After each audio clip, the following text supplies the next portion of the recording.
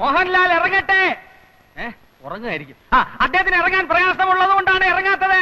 ദേവീത് നിങ്ങളെല്ലാം ഒന്ന് മാറി നിൽക്കണം. ഇറങ്ങാനുള്ള സൗകര്യം ഒന്നങ്ങോട്ട് മാറാം. അതെ, ജനങ്ങൾ മാറി നിന്നു. ഇനി മോഹൻലാലിന് ഇറങ്ങാം. ഇനി മോഹൻലാലിന് ഇറങ്ങാം. ചതി ചതി ചതി. ആര്? സംവിധായകൻ ജോഷിയല്ല ചതിച്ചാശാനെ.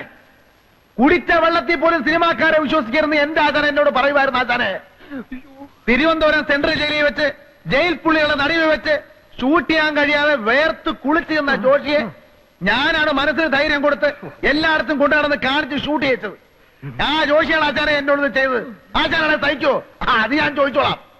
നാട്ടുകാരെ മുമ്പിൽ മോഹൻലാലിനെ കൊണ്ടുവരാൻ നേരിട്ട് കോട്ടയം കുഞ്ഞച്ച നാട്ടുകാരെ പറ്റിക്കുകയല്ല. അതിന് ജോഷിയെല്ലാം ആര് വിചാരിച്ചാലും നടക്കുകയില്ല. മോഹൻലാലിന് പകരം ഇന്ന് ഉദ്ഘാടനം ചെയ്യാൻ എത്തിയിരിക്കുന്ന ആരാണെന്ന് അറിയണ്ടേ?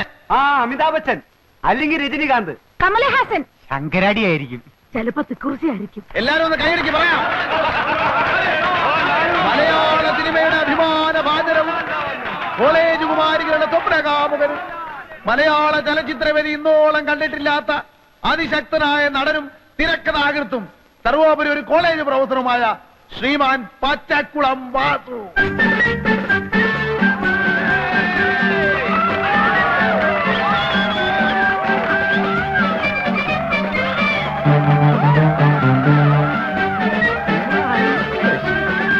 പ്രിയപ്പെട്ട സുഹൃത്തുക്കളെ, മോഹൻലാലിനെക്കാളും രജനീകാന്തിനെക്കാളും അമിതാഭ് ബച്ചൻ ചേട്ടനെക്കാളും ഒക്കെ തേക്കുള്ളവനാണ് ഞാനെന്ന കാര്യം നിങ്ങൾക്കറിയാമല്ലോ.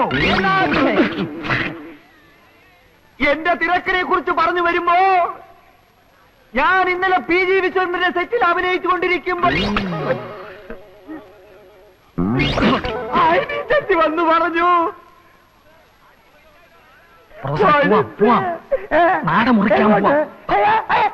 അനിഷ്ട സംഭവങ്ങൾ ഉണ്ടാവണതിന് മറ്റു ചടങ്ങ് നടത്തേക്കാം.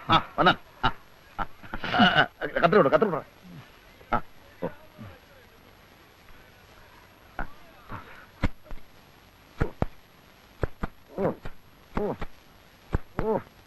വലിയ കത്രയും ചേർത്തെ.